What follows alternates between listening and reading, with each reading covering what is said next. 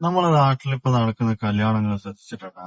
ഉണ്ട്. തുടക്കം മുതല് 100 ആൾക്കാരൊക്കെ പോയിട്ട് മിഠായി കൊടുക്കുക, ഫോണ് കൊടുക്കല്, പിന്നെ സ്വർണം കൊടുക്കല്, അത് കഴിഞ്ഞിട്ട് 2 ദിവസത്തെ നിക്കാഹ് പരിപാടി, അത് കഴിഞ്ഞ് കുറച്ച് നാൾ കൂടെ കഴിഞ്ഞിട്ട് 3-4 ദിവസത്തെ കല്യാണ പരിപാടി. ഇതൊക്കെ സോഷ്യൽ മീഡിയയിൽ ട്രെൻഡ് ആവാനും വൈറൽ ആവാനും ചെയ്യുന്ന പോലെയാണ്. പലരും ചെയ്യുന്നത് അങ്ങനെയാണ്. ഇതൊക്കെ കൊണ്ട് തന്നെ ഇപ്പത്തെ ആമ്പിള്ളേർക്ക് ചിലപ്പോ കല്യാണം കഴിക്കാൻ പേടിയായിരിക്കും. കാരണം ഈ കാര്യങ്ങളൊക്കെ ചെയ്യണമല്ലോ. മിഠായി കൊടുക്കണം, സ്വർണം കൊടുക്കണം, ഫോൺ കൊടുക്കണം, പിന്നെ നിക്കാഹ്, കല്യാണം എല്ലാം കൂടെ ആവുമ്പോൾ നല്ല എക്സ്പെൻസ് ആവുമല്ലോ. ആമ്പിള്ളേർക്ക് പേടിയാവും.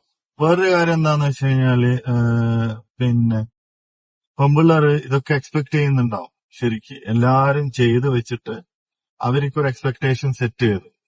കാരണം കല്യാണം ഉറപ്പിച്ചു കഴിഞ്ഞാൽ പുതിയ ഐഫോൺ കിട്ടും, അല്ലെങ്കിൽ ഗോൾഡ് കിട്ടും, സ്വർണം കിട്ടും, പിന്നെ മിഠായി ഓടുന്ന തരും, പിന്നെ ഇങ്ങനെയൊക്കെ ഒരു എക്സ്പെക്ടേഷൻ ഉണ്ടാക്കി വെച്ചിട്ടുണ്ട്. അപ്പൊ അവരൊരു ഫാന്റസി വേൾഡിലാണ്. പിന്നെ കല്യാണം കഴിഞ്ഞിട്ട് ഹണിമൂണ് പോവും, പിന്നെ അത് കഴിഞ്ഞിട്ട് ചെക്കൻ ഗൾഫിലാണെന്നുണ്ടെങ്കിൽ ഗൾഫിൽ കൊണ്ടുപോകും, പിന്നെ എന്നിട്ട് അവിടെ അടിച്ചു പൊളിച്ച് ജീവിക്കുക, വീക്കെൻഡ് പുറത്തിറങ്ങി കറങ്ങാൻ പോവാ, ഫോറിൻ ട്രിപ്സ് അടിക്കുക, ഇങ്ങനെയൊക്കെയുള്ള ഒരു ഫാന്റസി വേൾഡിലും കൂടെയാണ്.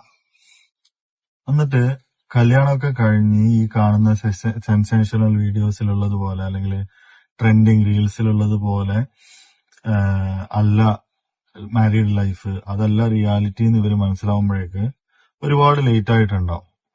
അപ്പോ അവർക്ക് തോന്നും ദേ ടുക്ക് എ റോങ് ഡെസിഷൻ എന്ന് തോന്നിക്കഴിഞ്ഞാല് ചിലപ്പോൾ അത് റിവേഴ്സ് ചെയ്യാൻ പറ്റില്ല.